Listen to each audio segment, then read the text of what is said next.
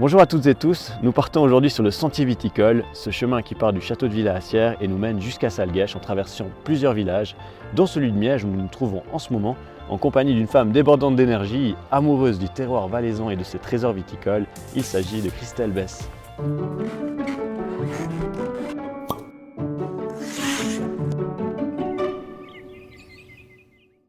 Salut Christelle. Salut Julien, ça Comment va? vas-tu? Ouais, bien. Et toi? Oui, ça va bien. Justement, je regarde la vue ici, on est en dessous des Bernunes. Oui.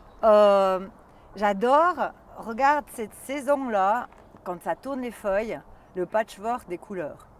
Bah d'ailleurs, tu as choisi le coin et la saison presque pour ce podcast. Ouais, vraiment. Je suis prédestinée à montrer les curiosités viticoles du Valais.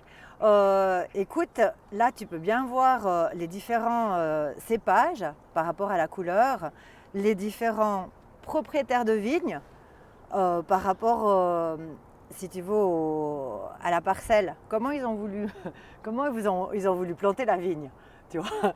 Donc tu verras que celui-ci, c'est peut-être un autre propriétaire que celui-là qui est là-bas, parce qu'en fait là c'est en ligne comme ça, puis là il a planté en ligne comme ça. Si c'était tout le même propriétaire, il aurait quand même facilité la tâche. C'est vrai que du point de vue géométrique, c'est assez mythique quand même, parce que tu as vraiment des lignes partout. Ouais. Et puis là, en plus, tu as les différences de couleurs en ce moment entre les types de cépages. Tu arrives à dire justement, là, en voyant la couleur d'une parcelle, quel cépage c'est? Alors, il faut se rapprocher. Après, on pourra regarder plus près les cèpes de vigne, parce qu'il faut se rapprocher. Par contre, il y a un petit indice. Quand il y a des vignes avec du rouge, très très rouge, en automne, peut-être encore dans 2 semaines, 3 semaines, ça sera du cornalin.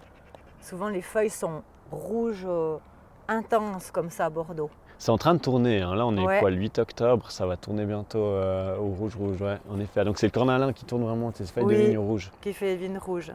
Ok. Et toi tu connais un petit peu tous les propriétaires ici de parcelles? Ah non, c'est difficile, il y en a. Écoute, il y a 80 000 parcelles de vignes en Valais et 22 000 propriétaires en caveur. Alors moi-même, je suis une propriétaire de vignes, j'ai même pas 2000 mètres et j'ai 3 parcelles de vignes. Ok, ah ouais. Ouais, deux vers 700-800 mètres et puis une de 250 mètres carrés. Hein, pas hectares. Hein. Donc du coup, tu vois, et c'est pas au même endroit. Donc, il faut prendre la voiture. Il faut prendre la voiture pour aller d'un endroit à l'autre. Elles sont où tes parcelles? Sur Chamozon, parce que moi je suis d'origine Saint-Pierre-de-Clage en fait. Mais j'ai jamais habité, j'ai toujours habité dans la région de Comté. Mais ma famille avait les vignes sur Chamozon. Donc après, l'héritage familial a fait que les divisions, si tu veux, des parcelles, moi j'ai obtenu 3 parcelles de vignes. Ok. Voilà, donc je m'en occupe que de la parcelle de 250 mètres carrés, j'avoue, et je laisse travailler à Marie-Thérèse Chapa les 2 parcelles de 700 mètres, que c'est du Johannis, parce qu'en fait, à l'époque, je fais en biodynamie, mais à l'époque j'allais... si tu veux, j'allais le matin à 4-5 heures du matin pour aller chercher le liquide magique de la biodynamie et puis après le mettre. Mais après, j'ai eu ma fille, elle a 11 ans maintenant, puis c'était difficile de partir, laisser un bébé là à la maison. Donc du coup, maintenant, c'est Marie-Thérèse qui s'occupe de ces 2 parcelles de Rhin sur Chamozon. Et moi, j'ai quand même gardé la 250 mètres parce que je trouve que c'est important pour moi parce que moi je suis dans la dégustation de vin, d'avoir ce côté-là, d'avoir ce côté travail. Mm-hmm. Parce que la vigne, en fait, c'est un labeur. Pour moi, le vin, c'est pas un produit, c'est pas ça. Tu as une bouteille de vin, tu as la terre, enfin déjà tu as le soleil, la lune derrière, tu as la terre, tu as les hommes. Le climat, les pluies, tu as tout ça, tu as l'année, il y a une histoire derrière. Donc, moi, il y a le travail, il y a du vigneron. Tout le processus, donc, en fait, c'est ça, ouais. Oui, donc moi, je garde ces 250 mètres que déjà des fois, je te dis, hein, je me dis non de bleu, il faut que j'aille. Parce que j'ai un quotidien, donc on a tous un quotidien. C'est Et il sûr. faut faire la vigne, elle attend pas. Hein. Ça c'est comme tu as des animaux. Bon, puis après, ta hein, personnalité, toi, tu touches à beaucoup de choses aussi. Enfin, on va peut-être en parler après, mais c'était quelqu'un qui est voilà, qui a de l'énergie, qui a des idées. Du coup, tu fais plein de choses partout. Donc c'est vrai que je pense en effet, ça doit pas toujours être facile de se dire ah ouais, il y a encore ce travail à la vigne Oui, à placer dans tout ça. En plus, tu vois la vie de famille, Oui. maman. Par contre, donc toi, historiquement, c'est quand même, t'es tombé dans le monde du vin par la famille quand même. Enfin, c'est quelque chose de familial. alors écoute, familial, bon, après j'avais ce mauvais aspect parce que mon papa il était travailleur du samedi. Enfin, ma grand-mère elle avait des vignes à Saint-Pierre-de-Clage. Bonjour. Bonjour. Bonjour. Ouais.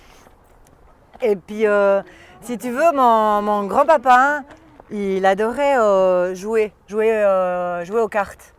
Puis bon, Donc il au gagnait Yas, pas. tu dis. Ouais. Alors en fait, il allait jouer à la pinte à Saint-Pierre-de-Clage. Et puis, quand il avait la paye, là, le vendredi soir, il revenait parce qu'il travaillait en usine. Puis il avait des vignes à côté. Et puis, en fait, il recevait la paye, puis il rentrait pas tout de suite. Il allait boire l'apéro, puis jouer les vignes. Oh, mais alors, il en a vendu des terrains, je te jure, on avait des patates, des pommiers, des poiriers. Oh, on avait plus de vignes. Enfin, voilà, quoi. Il y a ça qui est parti avec grand-papa, D'accord. avec grand-père. Et ensuite, ma grand-mère a toujours travaillé les vignes. Et ensuite, ce qui s'est passé, c'est que elle, devenant vieille, c'était aussi mon père qui s'occupait des vignes, c'était genre le travailleur du samedi. Il avait même fait un vin qui s'appelle le pas capable. Je me rappelle, c'était un peu une confrontation avec ma grand-mère parce que ma grand-mère disait « Ouais, mais faire du vin, c'est des professionnels. » Puis tu sais, là, à l'époque, il y avait tout le monde qui voulait faire du vin dans sa petite cave. Ouais, Et ouais. c'était dans la période aussi peut-être des années 80, comme ça, quand on avait en quantité. Et puis, il y avait beaucoup de marchés gris. Donc, tu donnais un peu à la cave. À l'époque, c'était quand même le trois quarts de la viticulture en Valais. C'était la coopérative Provins Bien sûr. qui avait une image très, très valorisante, en fait, pour les vignerons. Parce que c'était elle qui faisait du bon vin après. Sinon, les petits propriétaires en caveur, ils faisaient avec leur vigne de famille. Ouais. Puis Et en après, gros, ils n'étaient pas capables de faire du bon vin, c'est ça que voulait dire ta Voilà, pour le grand-maman, marché puis- gris, tu vois, voilà, Ouais, pour le marché gris, c'était des fois pas terrible, hein, le vin. Ouais. Donc voilà, après, moi j'aimais bien le goût, j'aimais bien goûter, et ça. Et puis, j'ai eu des amis qui étaient fait partie des confréries bachiques, Mhm. Mhm. des pot-au-feu du vieux pays, enfin voilà, ils faisaient partie des confréries. Et puis, du coup, ce qui s'est passé, c'est que ils faisaient des concours, ils faisaient des repas, c'était l'époque des gastros, donc moi je te parle de ça. Maintenant, normalement une femme elle ne devrait pas dire. Hein, Mais dis pas. Je dis pas. Promis, on calcule pas. Alors du coup, ça fait en tout cas, quand j'avais 20 ans, j'allais avec ces gars qui étaient un peu plus âgés que moi, et c'était des épicuriens. Donc moi j'ai eu la chance d'être, on va dire, amie avec un groupe de gourmands, on va dire. Mhm. Et puis, parce que moi à l'époque je partais beaucoup voyager, sac à dos. J'avais besoin de découvrir le monde, Valais c'était trop petit. La Suisse était trop petit, il fallait aller en Amérique, il fallait aller en Amérique du Sud, il fallait visiter. Donc voilà, c'est ce qui a fait que en fait j'étais ici, je travaillais dans le tourisme, je trouvais tout le temps du travail. Après 2 semaines que j'étais là, je trouvais du travail, voilà. Ou serveuse, j'ai fait des travaux assez... Tu te débrouillais en tout cas pour trouver un travail et puis. Oui, Ouais. parce que en fait, l'envie de repartir était assez tenace quand tu reviens d'un voyage. Tu sais, tu repars un week-end à quelque part ou un voyage, puis tu réfléchis juste à ton prochain voyage. Mais t'es fauché. Mais t'es fauché. Donc du coup, il fallait comment dire, trouver des formules magiques. Alors eux, ils me prenaient aussi sur l'oreille parce qu'ils trouvaient que c'était super qu'une nana jeune comme ça, ils prenaient un sac à dos. Excellent. Et puis après, j'avais toujours des trucs à raconter et tout. Et puis on allait des fois, je me rappelle une fois, on a été en Italie. Et là, j'ai eu, je crois, un déclic, parce que moi, je ne me rendais pas compte que je buvais et je mangeais du bon, extrêmement bon depuis un moment. Donc finalement, ils m'ont formé avec le palais quand j'allais dans différents gastros aussi. Et puis, quand j'étais en Italie, une fois, tu sais, il y avait ces grands verres, plus grands que ma tête, comme ça. Puis un jour, j'ai dit, mais non, ils ont mis des arômes de cerise, du cerise noire ou quoi? J'étais estomaquée tant que j'ai eu le déclic de cette sensation d'arôme et des souvenirs que ça pouvait créer en moi. J'ai été aussi dans l'émotion. Voilà, Donc tu dis que l'arôme de cerise noire, ça a un effet, je sais pas, un peu de Madeleine de Proust, ça t'a fait penser à des choses du passé. Oui, parce qu'avant je consommais, mais j'étais pas arrivée dans la description. Oui. Vous savez, moi je fais des... Enfin, je dis vous savez, mais en fait on se tutoie, mais parce qu'il y a plusieurs gens derrière, c'est pour ça. Il y a Dave. Faut pas dire ça, faut pas dire. Ouais, j'ai l'impression de parler avec tout le monde. Enfin, je parle à ceux qui m'écoutent aussi. Il y a beaucoup de monde qui t'écoute là. Ouais. Donc, salut tout le monde en passant, parce que c'est vrai qu'on a oublié de dire salut au départ. Donc, je forme beaucoup, je fais des formations de dégustation de vin. Puis en fait, j'arrive juste là pour dire que des fois, les gens, ils sont frustrés parce qu'ils n'arrivent pas à sortir un arôme. Donc c'est pour ça que je dis que moi j'ai eu le déclic de cet arôme, et avant j'avais que le vin j'aime ou j'aime pas et tout ça. Et puis voilà, alors il faut toujours commencer par des cépages si jamais aromatiques, comme du Gewürztraminer qui a des arômes de litchi, de pétales de rose. Tu dirais que la petite Arvine, elle est aussi faite pour que tu commences la dégustation, pour arriver à déceler ses notes, ou bien c'est pas nécessairement un cépage qui est facile. Parce que par exemple, moi qui ne suis pas un expert en dégustation, quand même la petite Arvine, j'arrive plus facilement à quand même sortir, tu vois, certaines c'est plus des notes de citron, d'autres de pamplemousse, mais c'est un vin par exemple où j'ai un peu plus de facilité, je trouve, à sortir ces notes-là. Oui, c'est vrai, parce qu'elle est très expressive, et aussi il y a une perception de base qui ressort, c'est le côté salin. Donc, comme c'est on va dire, l'unique cépage avec la typicité, avec les notes salines, toi tu vas faire ding ding ding quand tu vas avoir une note saline, petite Arvine, voilà. Ouais, c'est drôle, mais je sais pas pourquoi plus la petite Arvine qu'un autre. Enfin, après, c'est un effet, c'est peut-être pour le côté Bonjour. Ça. Bonjour monsieur. Mais sauf faire d'ailleurs, tu vois, tu nous réserves une petite dégustation à la fin, une petite surprise, parfait. Mais ce que tu voulais dire en fait par là, c'est que toi, tu as eu ce déclic-là en Italie où tu es passé d'un mode un peu j'aime ou j'aime pas ce vin à vraiment être capable d'analyser et de le décrire. Et puis c'est là que je me suis dit, mais non de bleu, parce que comment faire transmettre pour le tout public, si moi j'ai senti, pourquoi toi tu peux pas sentir? Puis en fait à l'époque, donc on en revient à l'époque, bon là vous voyez pas, mais j'ai les cheveux gris maintenant. Avant j'étais blonde, après j'ai passé rouge, c'est ça m'amusait. Et puis c'est naturel là maintenant, donc t'imagines, voilà. Et du coup, je me suis dit comment faire pour que les gens, on a tous 5 sens, on est tous nés avec 5 sens, on a tous le potentiel de pouvoir apprendre à déguster. Et à l'époque, il y avait, si tu veux, le vin, ça faisait partie un peu d'une élite. C'était un peu, pas bourgeois, mais je veux dire, la façon que c'était amené, c'était pas simple. C'était une élite, quoi. Alors, tu dis donc l'accès à ces connaissances. C'était pas...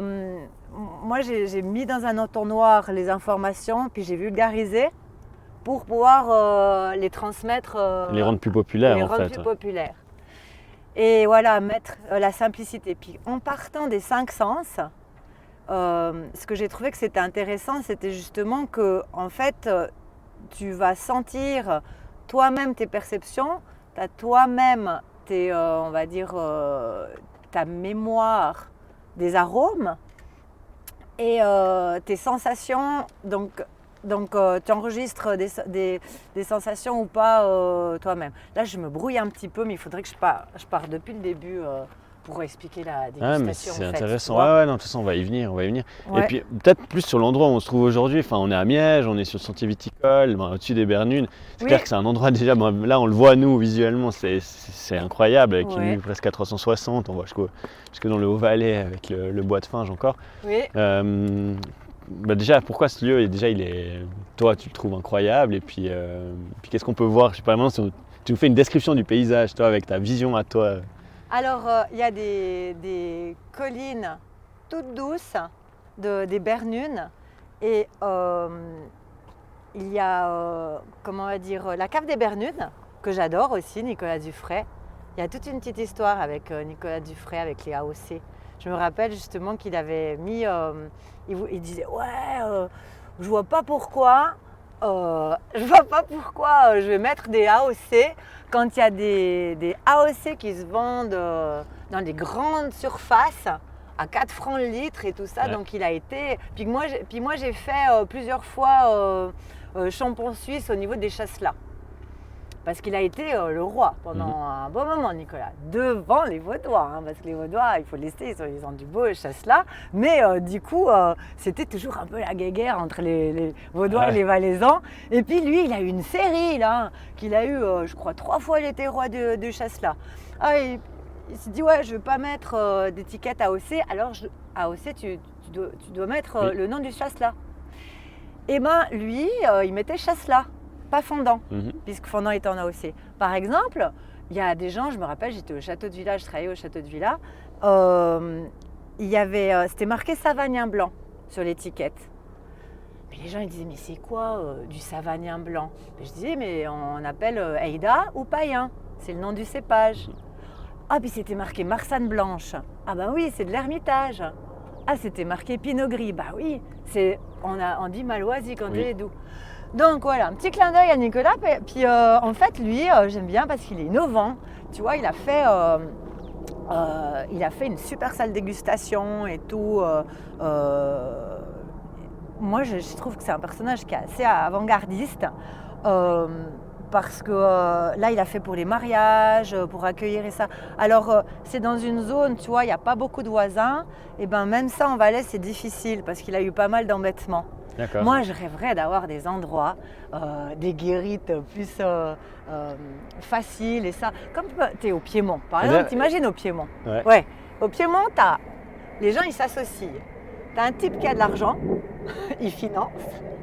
Tu as un type qui sait bien faire du vin, il a ses vignes tout là autour. Et puis, tu as un type qui est bien en hôtellerie et restauration.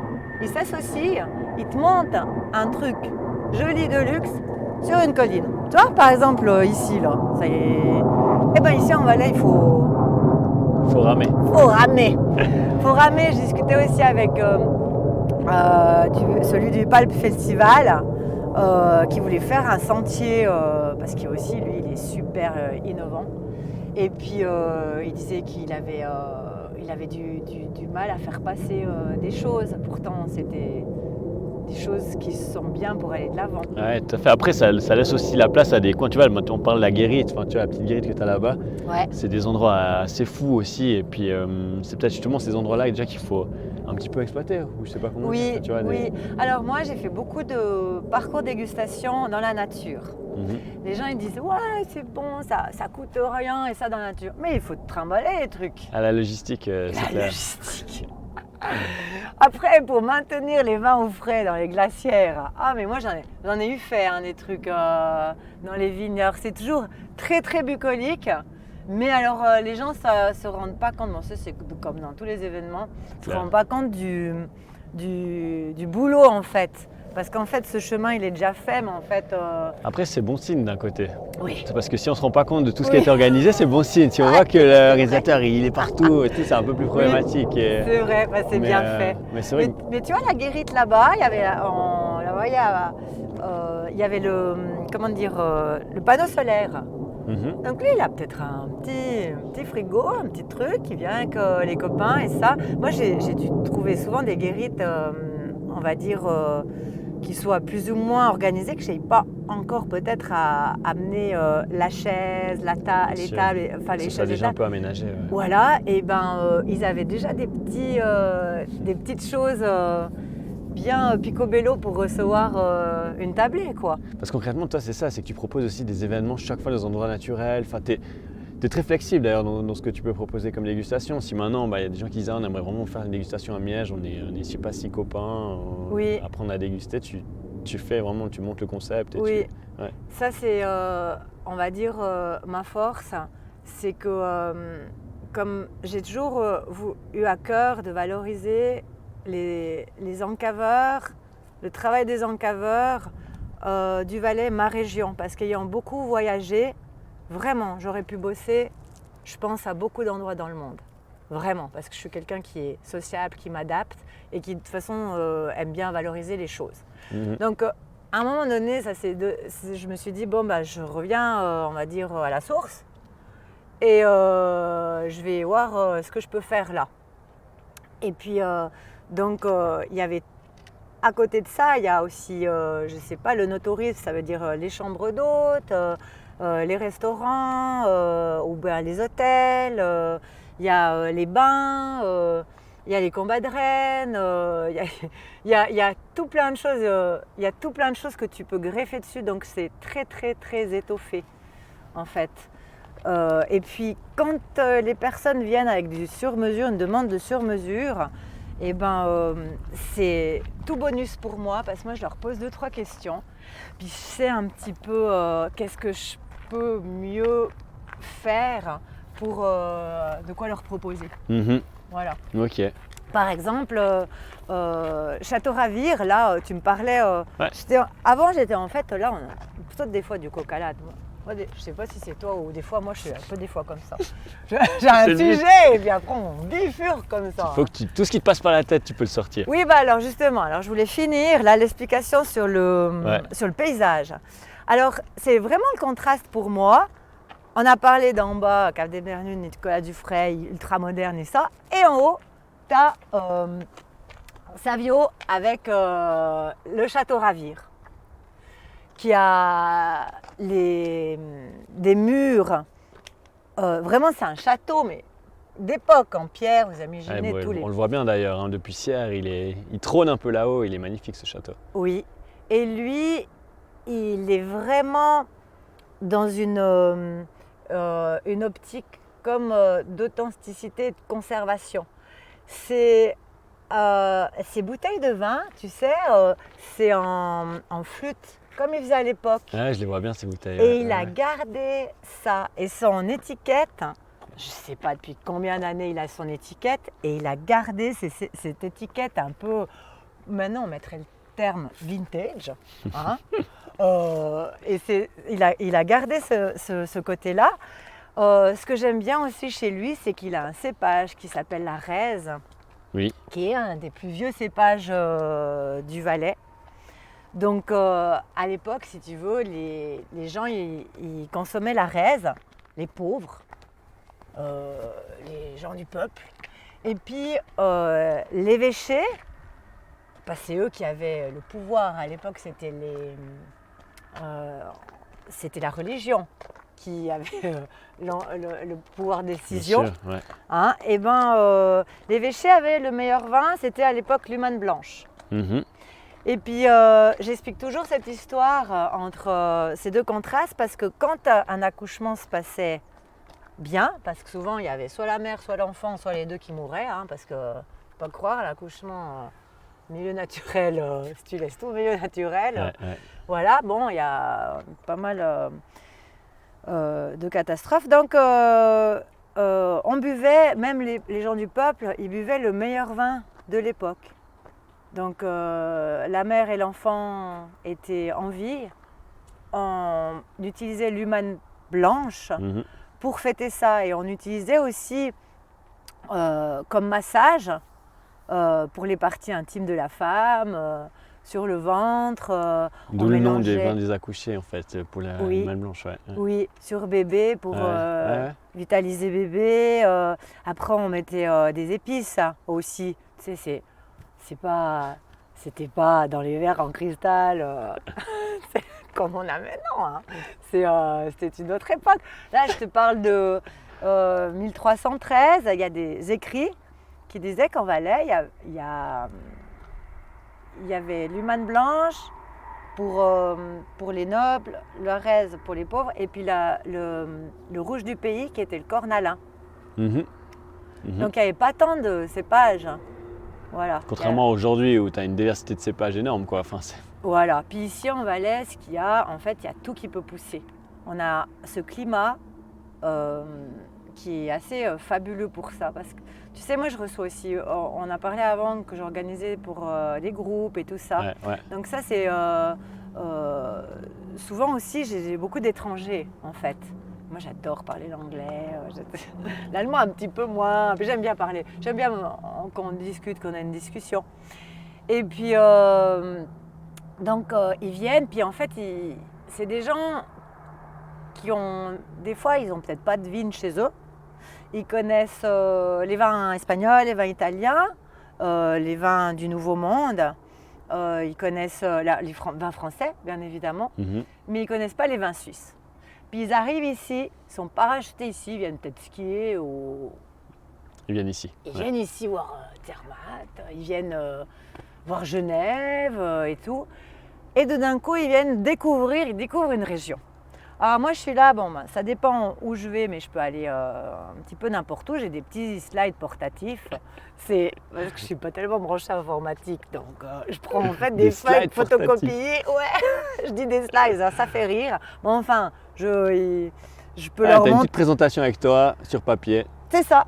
Et je peux leur montrer n'importe dans quel contexte. Vous voyez ici, ça c'est le monde, le berceau déjà de la vigne, c'est l'Europe, les pays du Nouveau Monde, c'est après, c'est une question de culture, il fallait des lieux, des domaines pour Tout à fait. agrandir l'Europe, on va dire, pour les vins.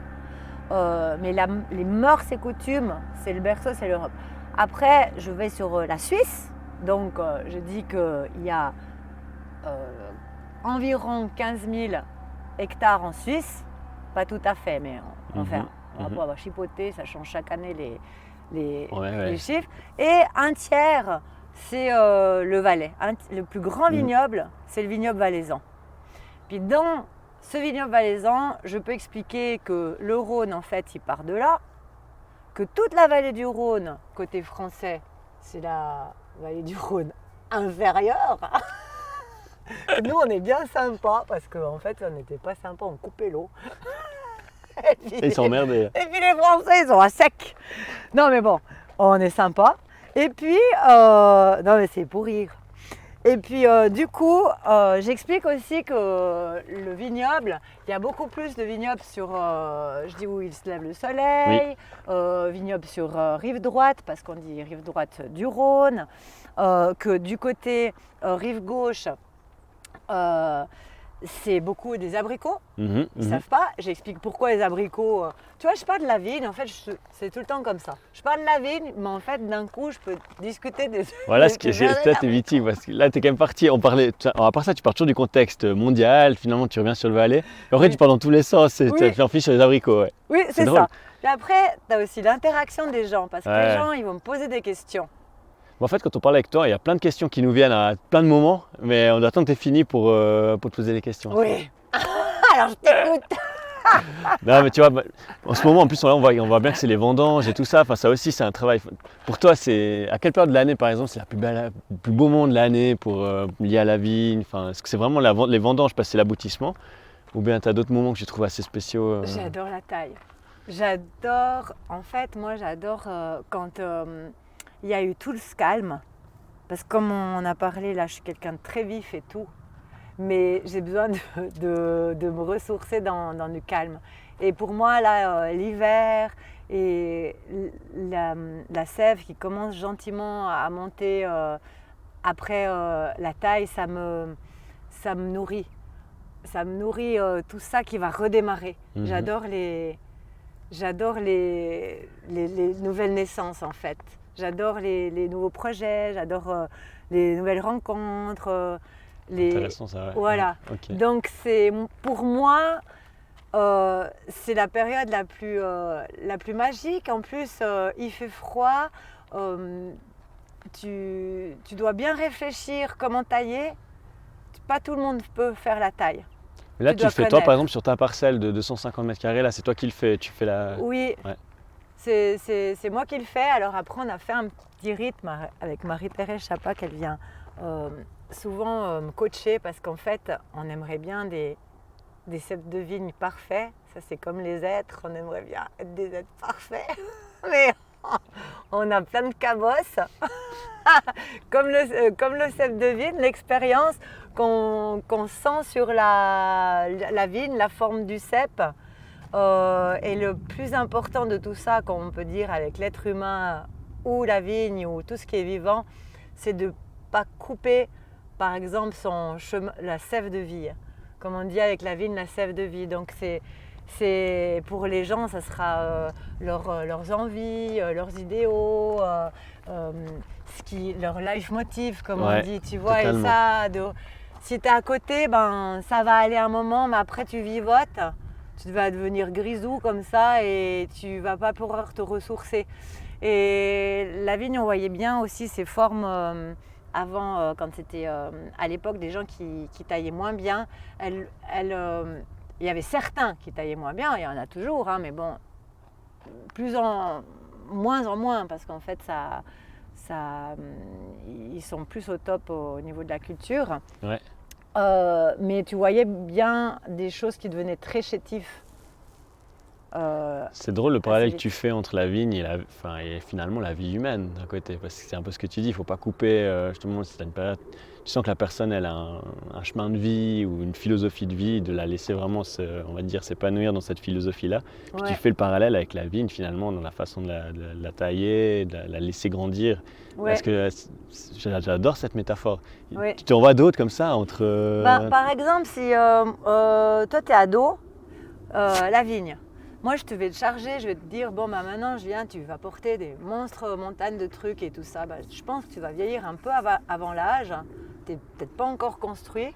Et puis, au bout d'un moment, tu vas avoir mal partout. Sur la vigne, c'est la même chose que quand elle est jeune. Mais toi, tu voudras peut-être porter parce que tu voudras être fort. tu veux montrer que tu peux porter, que tu as les épaules. Ouais, exactement. Ouais, que tu as les épaules. Bonjour. Bonjour.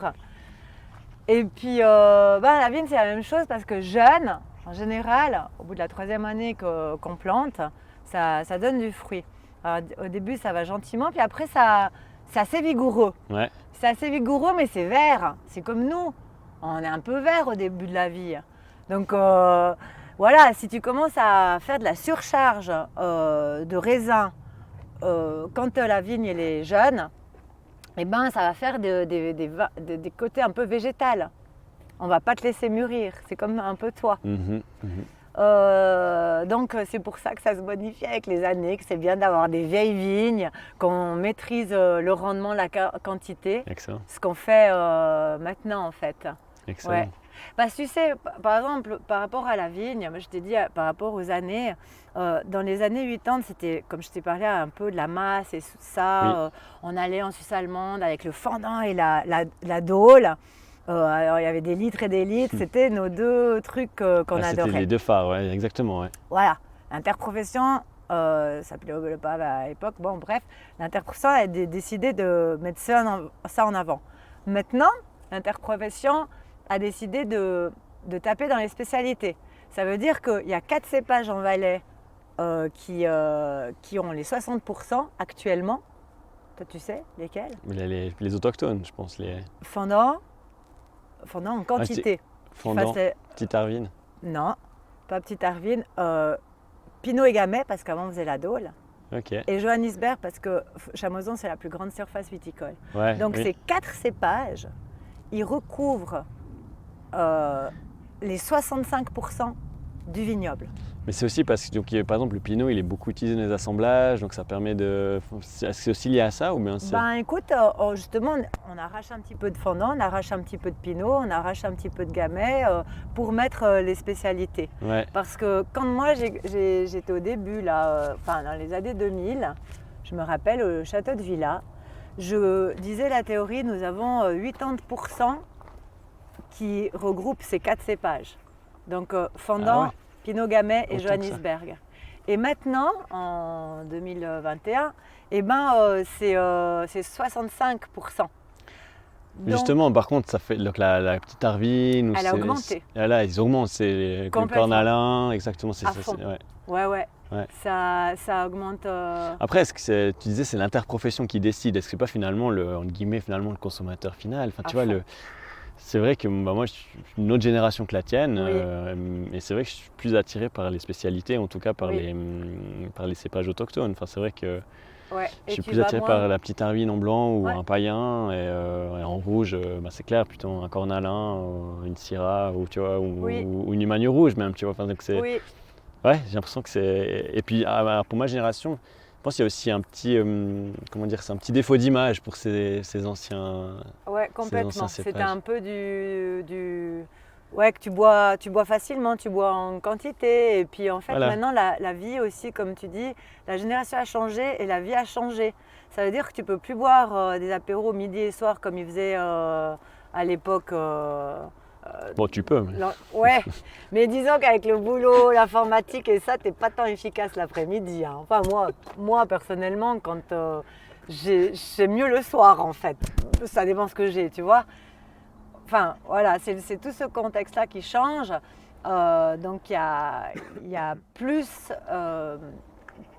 d'envie boire moins et boire mieux. Et puis, c'est marrant parce que tu parles de génération. Tu vois, à l'époque, ils faisaient beaucoup de quantité. Et puis, après, ils ont trouvé qu'il y avait des produits qui leur enlevaient le travail de la terre, enfin qui leur soulageaient le travail, pas qui leur enlevaient. Là, je m'exprime, je vais me faire taper sur les doigts là. Par les vignerons. On coupera. Qui leur soulageait du boulot à la vigne. Donc, dans les années 80, c'était la mode de faire ça aussi. Ouais. C'était super. On pouvait faire un traitement comme ça, puis on était quitte d'avoir plusieurs problèmes à la vigne. Après, dans les années justement 80, il y a les gens comme par exemple toute cette génération ici, vous avez Denis Mercier, Maurice Dufray, Madeleine Mabillard-Fuchs, je dis par ici sur Sierre, il y en a plein d'autres, hein, alors je ne peux pas toutes les citer, mais toute cette génération-là qui ont maintenant, ils arrivent à une 60aine d'années, et eux, ils se sont concentrés pour faire des vins de qualité. Des vins qui expriment le terroir, des vins, d'un coup, tu n'avais pas qu'un fendant qui était mélangé, des fois ils faisaient plusieurs fendants différents parcelles. C'est plus poussé sur la vinification. Toi, tu as été à la vigne ou quoi? Mon grand-papa, il a des vignes, ouais. Oui, mais pour toi, les vendanges. Moi, Julia, est-ce que tu vas bosser à la vigne? Moi, j'allais faire les vendanges uniquement, j'ai pas fait la taille, ça, je faisais les vendanges avec mon grand-papa, ouais. Donc j'allais à l'époque, tu vas plus? Ah non, je vais plus, on n'a plus de vignes dans la famille, tu vois. Ah, ouais. Mais si tu m'invites, je viens t'aider. C'est vrai? Ah, moi je viens volontiers t'aider. Ouais. Parce qu'en parlant des générations, maintenant, les jeunes, c'est plus dans les coutumes, en fait, d'aller bosser à la vigne. Tu vois, on parlait de la consommation qui avait changé, mais c'est aussi aussi les habitudes. Mercredi après-midi, samedi après-midi, tu crois que j'arrive à tirer à ma fille Bon, j'ai plus assez, puis j'ai 250 mètres. Mais pour tirer ma fille de 11 ans, avant ça allait, parce qu'elle jouait au caillou, tu vois. Mais maintenant... Non, mais c'est vrai. Bon, nous, en plus, c'était vraiment uniquement sur la période des vendanges. On avait donné un coup de main à notre grand-père qui avait des petites parcelles de vignes sur Véras, en fait. Ouais. Et puis après, finalement, il l'a vendu, donc ça s'est arrêté, tu vois. Puis c'est vrai que du moment où tu n'as plus de vignes dans la famille, c'est arrivé une ou deux fois que tu vas donner un coup de main aux copains. Voilà. Mais c'est vrai que c'est plus marginal et c'est un changement, c'est clairement un changement d'habitude, je pense. Oui. Ouais. Puis toi, donner un coup de main aux copains, c'est pour les vendanges. C'est vraiment pas le boulot. Vraiment sur la vendange. C'est pas tout au long de l'année avec la taille et les autres travaux que ça demande. Donc c'est vrai. Parce qu'il y en a du boulot dans les vignes, je te dis. Pour maintenant, c'est beaucoup aussi professionnalisé parce qu'il y a moins des encaveurs du samedi. Tu vois, avec cette génération, c'est les gens qui sont devenus professionnels puis qui cherchaient avant des lieux, des vignes pour agrandir leurs parcelles. Ouais. Donc souvent, ils louaient, ils ne pouvaient pas acheter, mais ils louaient les parcelles. Donc la personne n'avait pas besoin de s'occuper. Par exemple, toi, tu n'as pas besoin de t'occuper, tu gardes toujours tes vignes et c'est le vigneron professionnel. Oui. Ouais. Alors moi, je trouve que ça, pour moi, c'est un bien, parce que c'est vraiment un métier. Et puis en fait, ce que tu dis là, ça fait un petit peu écho aussi à autre chose que tu as parlé avant, c'était le fait que les gens de l'extérieur connaissent beaucoup les vins français, italiens, portugais, et moins les vins suisses, ou valaisans d'ailleurs, parce qu'on peut difficilement exporter. Et c'est exactement ça, c'est que maintenant c'est des personnalités ou un ou deux cépages qui des fois mettent en lumière notre région. Et en fait, finalement, pour la faire connaître, c'est comme ça. Il faut que les gens viennent ici, par toi, en faisant connaître, en montrant concrètement ce que c'est une diversité de cépages, dans les feuilles, dans tout ce qui se fait. Et c'est ces gens-là qui rentrent chez eux qui vont faire finalement voyager notre produit, en fait, notre vin. Parce que c'est ça, à mon avis, le côté exportation, ça ne changera jamais. On n'a pas des quantités de production qui sont énormes. Donc c'est plutôt aux gens de venir découvrir, de venir déguster durant un séjour. Comme tu dis, ça peut être au ski, ça peut être ailleurs. Et je pense que c'est comme ça que vraiment on peut se faire connaître. Puis finalement, on est bien là, dans ce mode-là. Alors, il y a des années comme celle-ci qui sont vraiment difficiles avec tout ce que tu as cité comme difficulté. Mais pour se faire connaître, je pense que c'est vraiment par ce vecteur-là. Parce que oui, ça me touche que, en fait, malgré tout ça, il y a toujours la passion et puis l'envie de faire quelque chose de bien avec ses vignes et continuer ce travail en fait, ce travail qui est malgré tout dur. La partie festive, c'est les consommateurs, nous les consommateurs qui avons tout ça. C'est la même chose que dans l'événement, on ne voit pas tout le boulot. Tout à fait. Heureusement. On va pouvoir clore le podcast sur un bruit de verre. Ça, je crois que c'est la première qu'on finit. Oui, avec Benoît, on avait peut-être fait déjà santé, je crois. Le premier épisode, je crois qu'on avait fini sur un bruit de verre. Santé, Christelle. Merci beaucoup. Santé, Julien. Santé, hein. Santé. Merci Santé. De nous avoir suivis.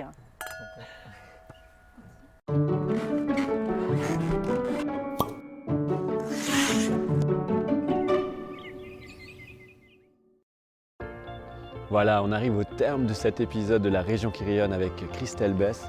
Un grand merci à elle pour ses explications, sa joie de vivre et son amour des gens. Alors on espère vous retrouver tout bientôt pour un nouvel épisode. Alors d'ici là, prenez soin de vous et à bientôt.